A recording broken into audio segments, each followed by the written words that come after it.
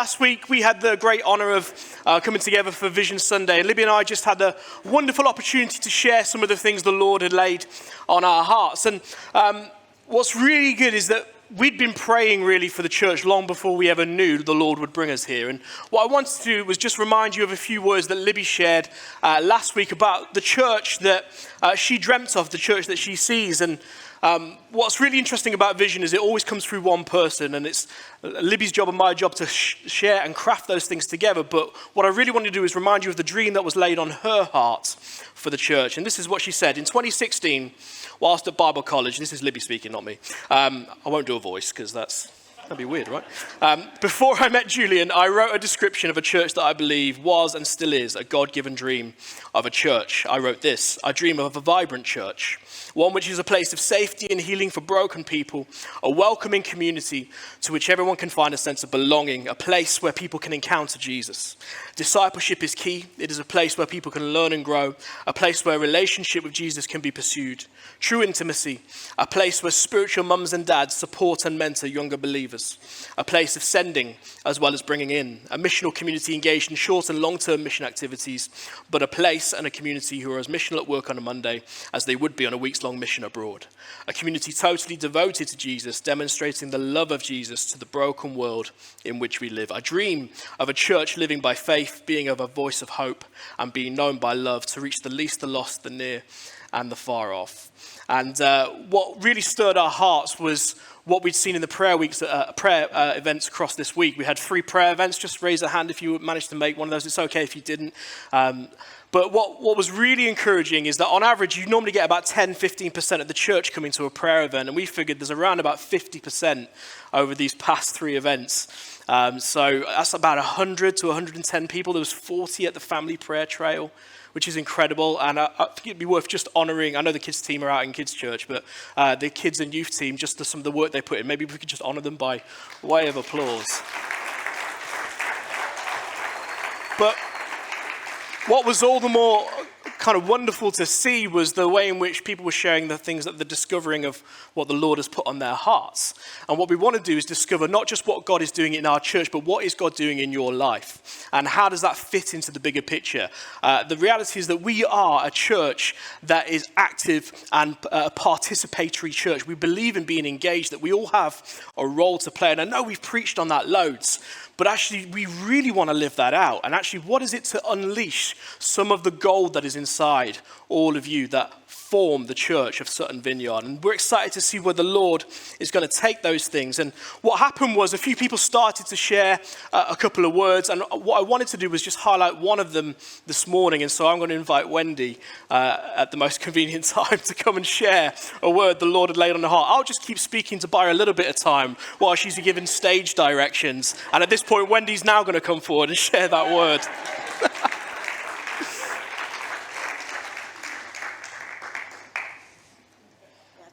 The stage in front of the keyboard. That was the instruction. Good morning, everybody. At the end of very end of a prayer meeting on Monday night, it was our Discovery prophetic prayer meeting online. Right at the very end of the meeting, I felt the Lord speaking to me and showing me a picture. And because it was the very end of the meeting, I sort of skated over it a bit. But as the week progressed, I began to dwell on this picture and spontaneously shared it with Julian on Wednesday. And it obviously was quite important to him, so that's really good, and I'm sharing it with you now. I found myself remembering and thinking very clear memories of when I used to love to host dinner parties. And when I had a dinner party, I liked to do it properly.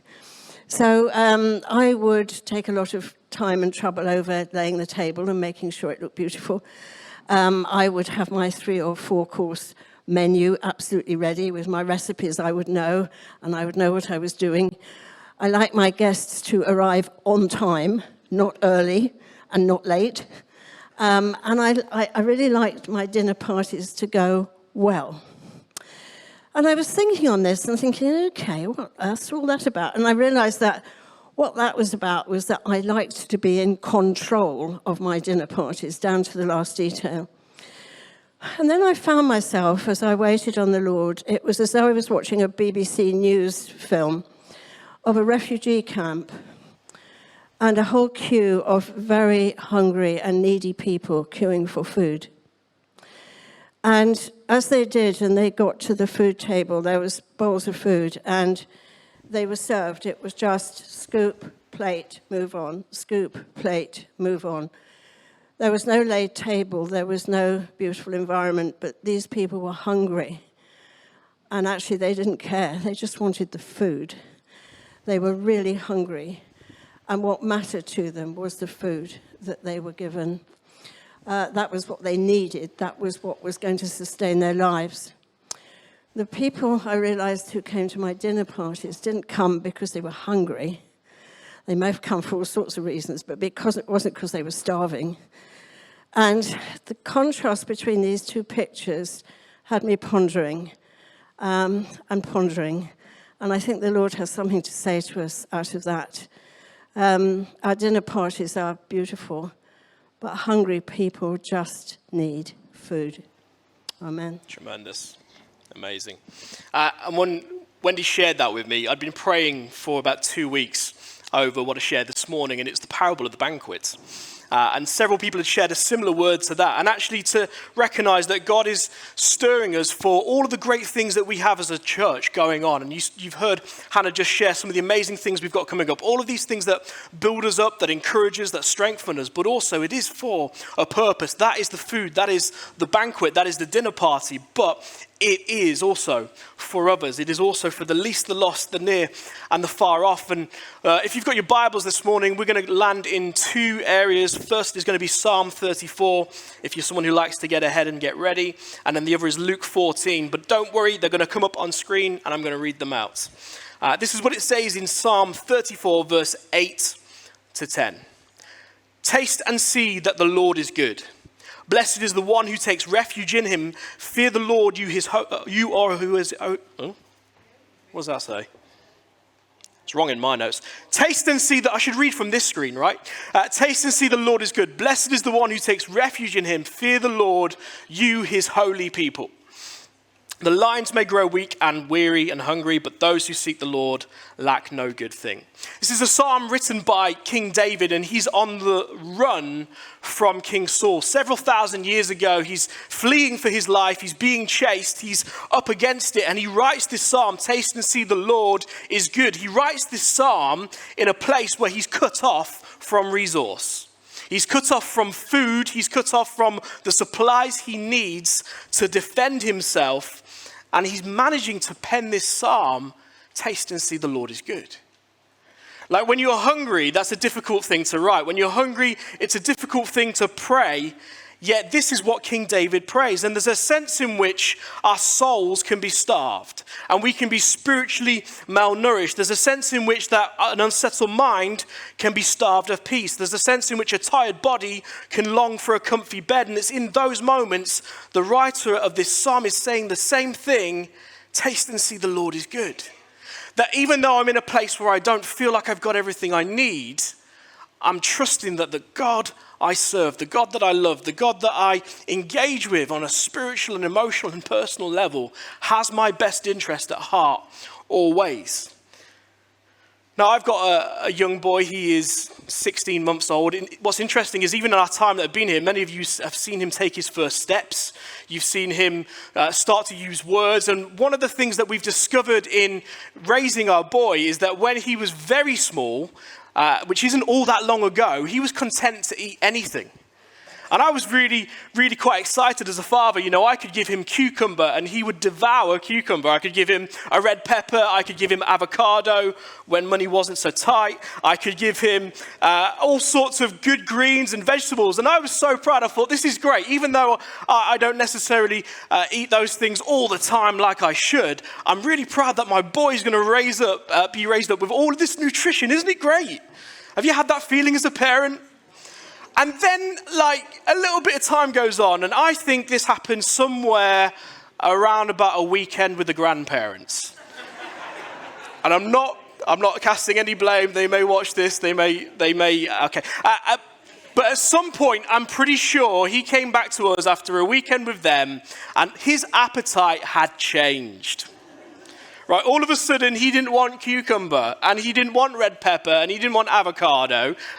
Sounds very posh. He didn't want all of the good stuff. He now wanted ice cream.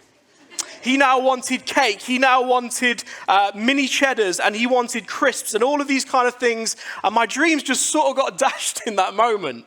And there was this moment where he tasted and seen something better, at least in his perception, right? So here was all of this good stuff, but he'd now had a sample of something that was way beyond his usual palate. And there's no going back to cabbage when you've had cake. It's just not possible. And so now what I have to do is I have to blend things up. I have to sneak it into his diet to make sure he's getting the nutrition alongside the other stuff. If I can make it look like something unhealthy, but it's really healthy, I have won. And so many of you will know that feeling. You'll know that tension. But that's kind of what we see in this psalm, that when we taste and see the Lord is good, there's no going back to what we had before. And many of us are sat in this room because we have tasted and we have seen that the Lord is good. We have experienced something spiritually that has transformed our hearts. And now we have that. It's hard to imagine any other way. It's hard to go back to what we had before. But the reality is there's people all around us all the time that are yet to taste and see. They're still living on carrot sticks. They're yet to sample that's not really a nutritious analogy, but they're yet to sample the cake of heaven, right? They're yet to sample that thing that tastes so sweet that they've never experienced. And the reality is that you and I get to be seated at the table. We get to be seated in this place together. Later we're going to be literally taking communion from a table. And it's this symbolism that we share in something with Jesus. But there's many people who don't yet have a seat at the table. And there's many reasons for that. But sometimes it can be so hard to get to the place where you and I have already had that experience. There's so many barriers in the world that we live in. There's so many things that stop people entering into this feast that you and I get to share in. And so one of the things the Lord laid in our hearts was to extend the table, to go beyond. If you ever had to prepare a wedding feast, ever had to sit down and do the seating plan for a wedding feast? We had 23 tables at our wedding of 10 people. And we had to work out, where are we going to sit everybody? And I just, I'm a people person. I really like being around people. And what happens is you think that everyone that gets on with you are going to get on with each other. And maybe I was a little bit naive, but when Libby said, okay, you can do the seating plan, I did the seating plan, and I just sort of put people everywhere.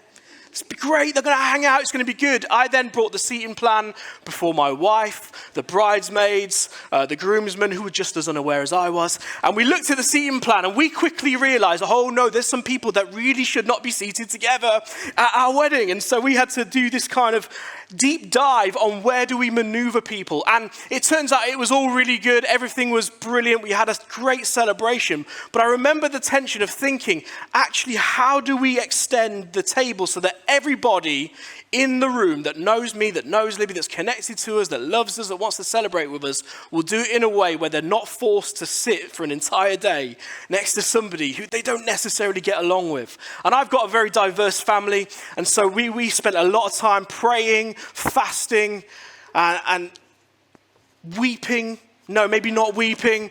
And we put people together, and it was a wonderful day. But there's that sense in which, as we extend the table, it challenges us to look at the way in which we do life. It challenges us to look at the way in which we do our day-to-day. And it's a beautiful analogy for the church.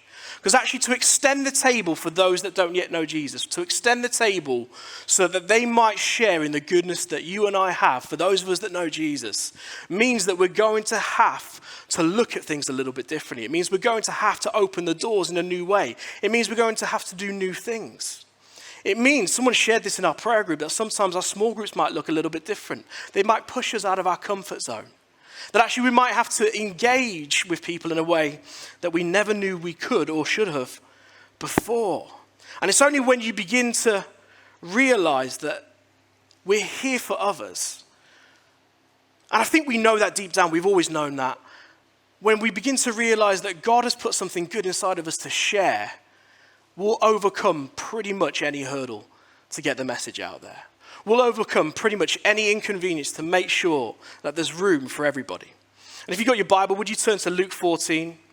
Because this is really where Jesus began to challenge the religious leaders of the day, he began to challenge his disciples, and he began to challenge those who thought they knew what righteousness was about. You see, in the first century, it was all about having the right answers. It was all about looking to be holy. It was always about looking to be clean and above all the kind of bad stuff that happened in society.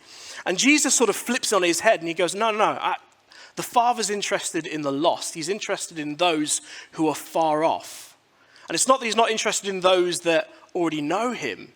It's that he wants them to share in it. And he begins with this. Luke chapter 14, verse 7. Let me set the scene for you. Jesus has arrived at a Pharisee's house. This is a notable religious leader, very prestigious, and it's quite unusual because Jesus is known for eating with tax collectors and sinners. He's got a bit of a reputation for hanging out with people that don't seem all that righteous. And so on a rare occasion, he finds himself doing what he should do, which is expected of a religious teacher, to go to the prestigious. And they put on a dinner party. They put on a wonderful feast, and they begin to invite people in. It's the Sabbath day, and what has happened is that a man had arrived at the door before they began to eat the meal who had these swollen body issues going on. And Jesus says to the Pharisee, is it right for me to heal on the Sabbath? And they remain silent, and he heals the man. The man goes away, and then they go into this house recognizing something unique is about to take place. And verse 7 picks it up here. When Jesus noticed how the guests picked the places of honor at the table, he told them this parable. When someone invites you to a wedding feast, do not take the place of honor, for a person more distinguished than you may have been invited. If so, the host who invited both of you will come and say to you, give this person your seat. Then, humiliated, you will take the least important place. But when you're invited, take the lowest place, so that when the host comes, he will say to you, friend, move up to a better place.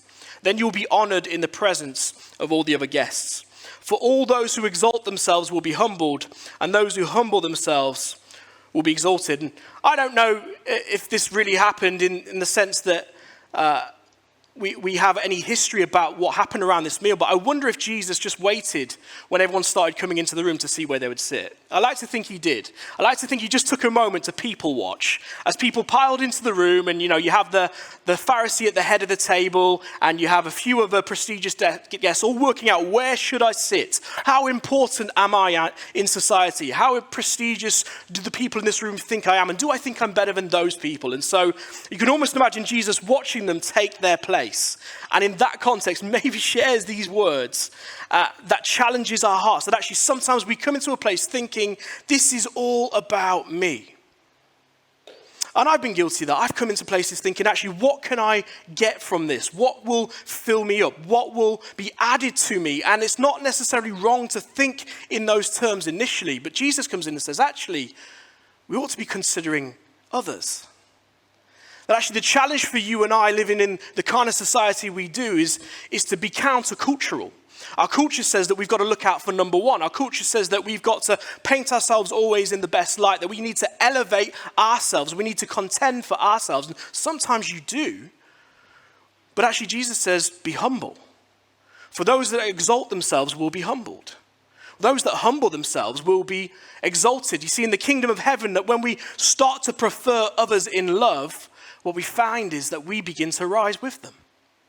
That as we start to honor those who are considered less than, actually God takes a look at our heart and goes, you know what, I'm going to raise you up as well. And so he starts to challenge them with this parable, but then he goes deeper. He doesn't leave it alone. Verse 12 says this, then Jesus said to the host, the Pharisees whose house he was in, when you give a luncheon or dinner, do not invite your friends, your brothers or sisters, your relatives or your rich neighbors. If you do, they may invite you back, and so you will be repaid. But when you give a banquet, invite the poor, the crippled, the lame, the blind, and you will be blessed. Although they cannot repay you, you will be repaid at the resurrection of the righteous. When one of those at the table with him heard this, he said, blessed is the one who will eat at the feast in the kingdom of heaven. Now, is Jesus saying don't invite your relatives to dinner? You didn't read that in the Bible. That's not what he's saying. You still have to have the in-laws over. You have to still go to the parties. You have to still celebrate one another. He's not saying those things are bad. What he's saying in the context of when you celebrate, when you give a feast, and when you invite people over and you have this sense of honor, actually we've got to value every single person. We've got to make sure there's room for everybody at our table. That ignore the social contract so that you and I can reach the least and the lost. When we think about church and we think about how we reach people, typically it's those that are familiar with being in this environment that come. But actually, when you find somebody that is desperate and hungry spiritually, and they encounter the goodness that we have, what you do is you get to be a part of the life transformation of somebody's story. You get to be a part of God unleashing his story of redemption in their lives. And their story becomes your story. And Jesus doesn't leave it alone, he presses it further. It says this in verse 16, Jesus replied, "A certain man was preparing a great banquet and invited many guests. And at the time of the banquet, he sent his servant to tell those who had been invited, 'Come, for everything is now ready.' The dinner party was set. As Wendy had shared, they'd got everything orchestrated. The table had been laid. RSVPs had been sent out. Now the time is for it to begin." Verse 18. "But they all began to make excuses. The first said, 'I've just bought a field. I must go and see it. Please excuse me.' Verse 19, another said, 'I've just bought 5 yoke of oxen and I'm on my way to test them out. Please excuse me.' Verse 20 says this, still another said, 'I just got married, so I can't come.' And verse 21, the servant came back and reported this to his master. Then the owner of the house became angry and ordered his servants, 'Go out quickly into the streets and alleys of the town and bring the poor, the crippled, the blind, and the lame.' Verse 22 says this, 'Sir, the servant said, what you have ordered has been done, but there is still room.' Then the master told his servant, 'Go out to the roads and the country lanes and compel them to come in so that my house will be full. I tell you, not one of those who are invited will get to taste of my banquet.'" I want you to think of this scene right now, that he's round at a dinner table, he's round at the prestigious religious leader's house, notable people are there, and he shares this parable. It is quite jarring, and Jesus is sort of notorious for being the dinner guest that doesn't play by the rules. If you go to a dinner party, you probably shouldn't be sharing parables like this. Probably shouldn't be challenging people in this way, but the reason that Jesus came was to seek and save the lost, and the very reason we exist cannot be ignored. And so regardless of the context, Jesus presses the challenge. And that great sense of self-importance that people would have had at the table eating with Jesus, that great sense of disconnect that they maybe experienced, was shattered in that moment. See, these are people that understood how to obey the rules. They understood how to do the right things. These were people that would tithe on spices, oregano, herbs, chili. They would cut aside 10%. They were so religious and so particular. They thought they had it all together in terms of being looked up to in society.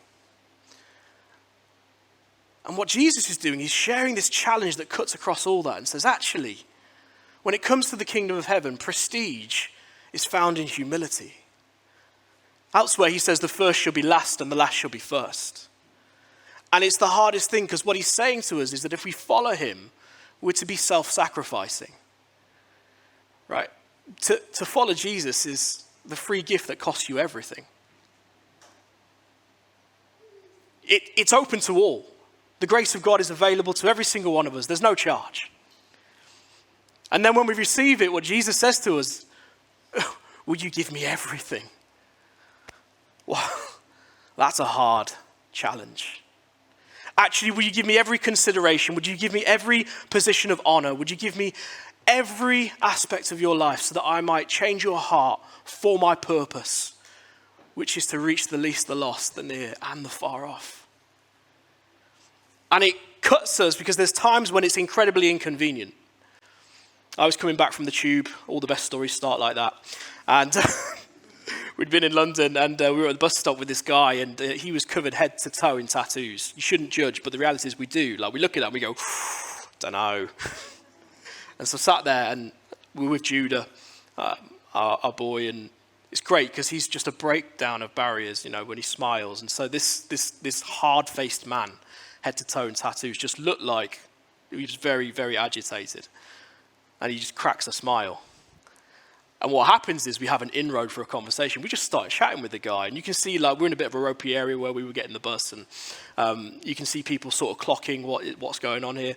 And we just start to share our life a little bit with this guy while we wait for the bus. We just start to swap stories. What do you do? Oh, I'm a pastor. What's that? Is that Italian food? Is that?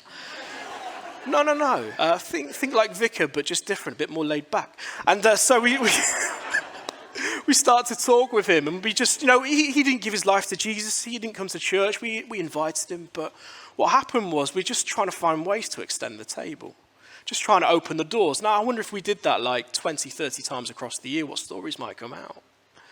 Because actually, he doesn't know these things exist. It's not in his world. He's not aware there's a banquet. He's not aware there's a feast going on. He's not aware there's even a place where he can come and eat. We're talking spiritually as a metaphor. Actually, sometimes we're talking practically too. But actually, as we begin to open up the doors and we begin to extend the table, what we do is we get people in who can share in the feast. Just go back to verse 22, and these ideas of roads and lanes come out in the parable. Verse 22 says this: servant had said, what you ordered has been done, but there's still room.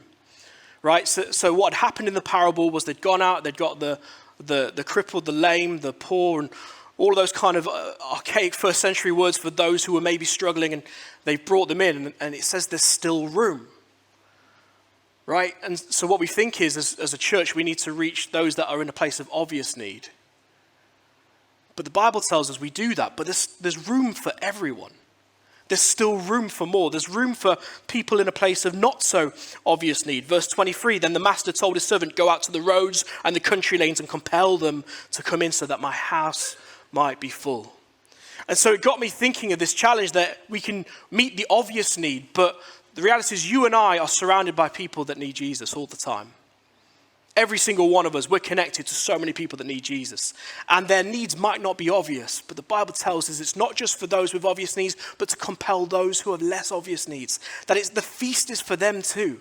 This great salvation that we have, this great grace that we have in knowing Jesus, this great forgiveness that's in our lives is for everybody. And I want you to notice as well that it wasn't even that he was getting rid of the RSVP guests, those that were supposed to be at the party. It was just as available for them as it was for those that he brought in the end. That you and I are the RSVP guests. We're already in, we're already at the feast, we already have our invite. And actually there was no disregard from Jesus for those people. What he was saying is, play your role at the feast, there's room for everybody. And actually the question that you and I have got to ask as we're at the table is, Lord, what is my role in helping extend the feast? What is my role in helping extend the table? What roads can I go into? What lanes can I find? Where are the highways and byways in my life where I begin to let people in? I call it name dropping Jesus. Right? Because what we do is, someone says, how was your week? And you go, it's great. On Saturday, I did a family thing. Sunday, we were busy. Sunday afternoon, we did a family thing. Actually, name dropping Jesus just goes like this. What do you do Sunday? Well, Sunday, we're a people of faith, so we go to church. And I was just in a place where I was really struggling this week, and I found a couple of people to pray for me. This might not be your thing, but it really helped me. What I found was the peace of God. And you'll soon know if they don't want to talk anymore, right? You'll know quickly. They'll be like, okay, that's great. I'll move on. But what I found is that people will linger into the conversation. And it's not a pressured thing. You're not trying to work on somebody. All you're doing is just opening your life up a little bit, right? You're just name dropping Jesus. So when someone asks you, how's your week going? What's going on? And bring your faith into it, not in a hard way, but just in a subtle way. And you'll find yourself in conversations at bus stops with people who need to eat of the feast. You'll find yourself in conversations at work, and some of you might need to be very sensitive about those things. Being in a place where they could do with the kind of thing you're describing. You could find yourself, like Libby often does with her barista. I'm sure she'll share some stories where, over coffee being made, she's just sharing her faith. Not in this is really intense, I've got to tell them about Jesus, but in I'm just going to be open about my life.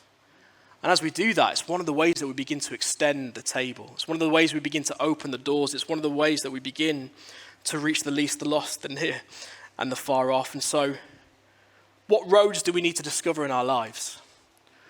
What lanes do we need to open up again in order to be transparent in every area of our life, not just the stuff we are enjoying, but also in the way in which God is working in our hearts and lives?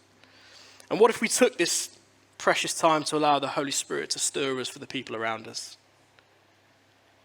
That actually the joy that we have in knowing Jesus might be shared with them.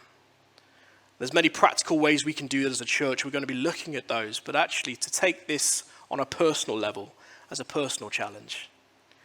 How can I be the person, because you might be the only person connecting to them, that would share Jesus just by the way you live, just by the way you speak, just by the way you carry yourself. If you're under pressure at work, they'll be watching you, right? If you're coming up against it, they'll be watching you. And when you have that conversation, do you know what? The thing that's carrying me through is my faith.